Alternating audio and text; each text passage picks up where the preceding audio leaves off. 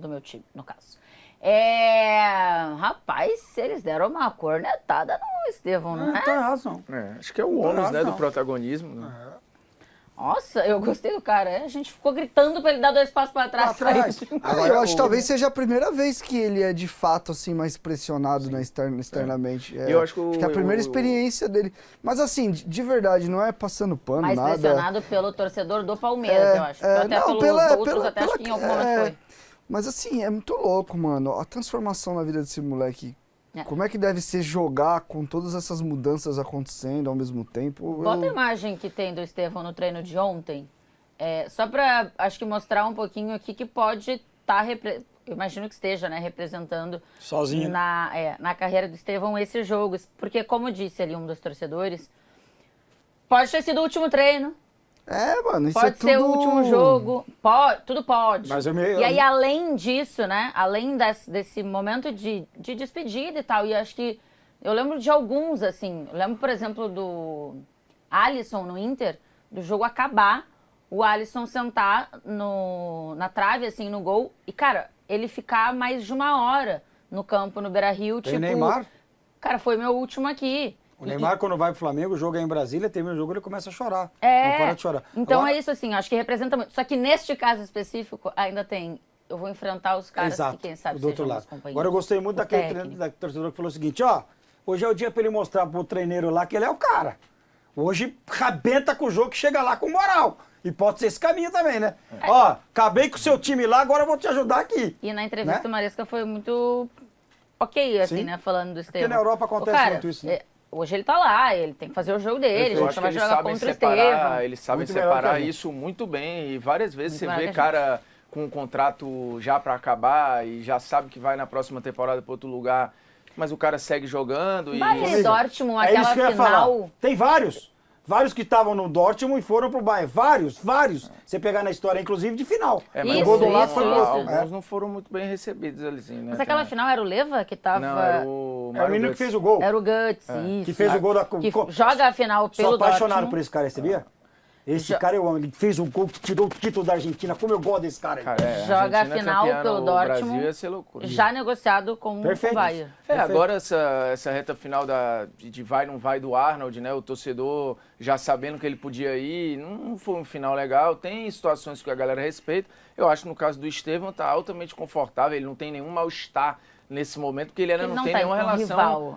Não tá indo para um rival, tá chegando como uma joia pro futuro. A situação agora é com o Palmeiras, então acho que não tem problema nenhum. A imagem é muito legal do Estevão ali, porque, cara, você fica, né, tá com a vida resolvida e grana e aí não sei o quê, mas lá, cara, ele tá saindo da zona de conforto dele, ele tá saindo do lugar que lapidou ele como homem e como jogador. Sim. Pô, que mudou a vida dele em parte, que deu a primeira chance. Então, tipo, é tanta coisa que você tá largando, velho, que você tá deixando no meio do caminho, que eu entendo ali, ele não tá nem... Eu não sei se nesse momento o que tá mais no coração dele é a contemplação de um futuro irado que tem pela frente, ou se é o apego por uma parada. Eu acho que é muito mais a dor por uma ruptura também e tal. Ele tá feliz e os dois sentimentos, eles podem coexistir. Óbvio. Eu acho que ele tá muito infeliz e honrado em ser visto pelo Chelsea com esse valor. Porque não mas é ele tristeza. também tá muito grato e... porque não é tristeza. Eu acho que é um pouco de tristeza, assim, também. Não sei se é tristeza, eu acho que é uma nostalgia quase que você já começa a viver, Eu acho que é sabe? até um pouco de ansiedade e medo do que tá por vir. Eu tô indo pra outro... Sim. Eu acho que não tem a ver nem com bola, campo e bola. Acho que tem muito mais a ver com, tô indo pra outro país, quem Será que que eu vai vou dar comigo, conta? Mas aí quem você tá falando então mais de futuro. Eu tô com a sensação de que ele tá mais, ele tá tipo, pensando se naquilo que já despedindo. passou. O que ele tá deixando pra trás? Meio saudosista. O que significa? Eu acho que na cabeça de um menino assim tão novo, eu acho que é mais o que tá por vir. Se eu vou dar conta, se eu não vou, como é que eu vou me adaptar? Ele se bota em xeque, né? O que eles vão achar de mim lá? Porque tem uma parada também eu vou ter amigo, eu não vou ter amigo. O elenco do Chelsea, por exemplo, cara, não tem... Até o João Pedro, né? João Pedro e o André. Será que esse não é o pensamento da pré-temporada? Da hora que ele botar o pé na Inglaterra? É que aí eu tô falando como ansioso. Eu já ia estar me cagando desde janeiro. Agora que eu assinasse o contrato, já falar, meu Deus. Tem uma coisa que ele tem que tomar morar, muito cuidado. É isso. É por isso que eu falo, não é nem campo e bola. Onde eu vou morar, como é que é lá, como é que não é. Vão gostar de mim, não vão gostar de mim. Entendeu? Até então não tinha... É muito louco, porque quando ele acerta não tinha nenhum brasileiro no elenco, né? Lembrar de uma parada... Agora tem, porque o Andrei voltou e contratou o João Pedro. Recentemente o Neymar deu uma entrevista lá pro Romário E ele falou uma parada que ninguém sabia, ou pouca gente sabia, e é o Neymar, né? Um cara que exalta confiança, nunca foi um cara de se colocar em xeque, não parecia ser moleque acanhado, não sei o quê, sempre foi um cara muito autoconfiante. E ele, logo nos primeiros meses de Barcelona, falou, cara, eu não tenho nível para estar aqui. Ou será que eu tenho nível para estar aqui? Pô, chorou no vestiário no intervalo de um jogo, a ponto do Messi ir lá, peraí, velho. E ali mudou a relação do Neymar com ele mesmo e com o próprio Barcelona. Então, assim, até os grandes se colocam em xeque e duvidam de si às vezes. O Estevão está passando por um momento de questionamento e ouviu coisas ali do torcedor que até hoje ele nunca ouviu. O Chelsea, desde o início da relação com o Palmeiras, antes até do Chelsea, o Estevão era só visto como, putz, é a nossa esperança, é não sei o quê, vai ser isso, vai ser aquilo. E ele foi entregando. O primeiro ano de profissional dele é uma loucura, positiva. E aí chega agora, tu consolidado, tu começa a ser questionado. Imagina quando tu chegar lá, passa 1, 2, 3 semanas, um elenco cheio de cobra criada, ou cobras querendo serem criadas, né? Porque os moleques são novos e tal. Então é difícil, velho. Não é todo mundo... Eu até arrisco a dizer que são poucos os que vão e não se botam em dúvida. Em algum momento. E você vê claramente que ele é uma... Vamos antes de falar de jogador, ele é uma pessoa que a personalidade dele está sendo criada ainda. Você vê que ele nas entrevistas não é um cara solto ainda. Não dá pra falar quem é o Neymar. Hoje a gente tem, e talvez tenha um pouco mais cedo, porque são pessoas diferentes. O Neymar você já via que era um jogador de uma personalidade muito forte. Tomava pancada e ela e zoava o adversário, ia pra cima de novo. O Estevão, ele me passa uma outra característica de menino. O Estevão, não que o Neymar não, mas o Estevão é muito importante o entorno dele nesse momento, ser trabalhado com muito cuidado, porque você vê claramente que ele é um cara que ele ainda não expõe os seus pensamentos. Quando expôs o pensamento, acabaram com ele. Exatamente isso que eu tô falando. Com ele. Então, e faz parte do jogo. E isso é a construção, é a casca que você vai ganhando. E o Estevão, por mais que ele seja um cara que seja promissor desde sempre, ele não teve... O Neymar, ele calejou mais cedo, porque o Neymar com 14, 13 anos, já todo mundo é o cara. O Estevão, diria ali pro sub-20 que começou. Então, assim, tá criando uma personalidade ainda, são pessoas diferentes. E quando você vê ele falando, as respostas dele, numa maneira geral, são clichês, são bem brandas, no momento que ele derrapou já ferro nele, já pá. Agora, então, assim, ele é uma criança ainda, mano. Tem uma coisa pra ele hoje. Não tem como esperar dele coisas de homem, mano. Tem uma coisa que é muito importante pra ele hoje. Muito importante pra ele hoje. Ele não pode ser expulso hoje. Ele não pode ser expulso hoje. Porque se ele for expulso e o Palmeiras for eliminado, esse menino vai sofrer muito. Mas ele tem muito esse histórico aí. Não, é isso que eu tô dizendo. É o tipo do jogo que ele tem que tomar mais cuidado ainda. Porque se ele é expulso e o Palmeiras perde, aí vão começar com um monte de assim, de verdade, eu acho que se o jogador entrar no sai, não posso, acabou. O jogo mas eu acho que esse cuidado ele tem que ter, Renato. Não, mas tem que ter todos os jogos, hoje ele tem. Se ele é expulso hoje, ele tá arrebentado. Mas é que, na verdade... a primeira preocupação dele. Eu acho que é mais não perder um gol. Eu teria muito... Não, sim. Não jogar mal. Mas eu teria muito essa preocupação. Mas é porque eu acho que Ricardinho, essa preocupação, dependendo do que for o lance, é mais pensar nele mesmo do que no Palmeiras. É isso. Não, porque daqui a pouco ele tem um amarelo, e aí um contra-ataque, e aleatoriamente, porra, ele ou, sei lá, o cara que tem que fazer a falta. Uma expulsão por reclamação, uma expulsão boba hoje. Não, eu acho que nem vai acontecer, porque... Mas eu teria muito cuidado no lugar dele. Eu acho que é um jogo onde ele vai... E se eu fosse ele, eu faria isso. Sabe aquele dar aquela jogadinha pra torcida, dar um carrinho, vibrar, tal. Não é a característica dele. Mas esse é um jogo... Num carrinho desse mas digo o carrinho no vazio, como tem um monte de... Mas eu acho que o torcedor do Palmeiras... É um jogo pra você... Ganhar a torcida de vez. Demonstrar que, pô, eu tô aqui, pode ser meu último jogo. E o torcedor deu a letra ali. O jogador tem que ter essa inteligência, mano. Tem que ter, O torcedor deu a letra ali. Um deles falou sobre... Cara, ele dá 2 passinhos pra trás e se esconde da bola, não sei o que e tal. Isso eu já acho exagerado. Mas eu também acho exagerado, mas a percepção do cara... É porque assim, o joga mal, pode jogar mal. O cara pode não aparecer, o Yuri Alberto, vou dar um exemplo aqui de um concorrente, de um rival.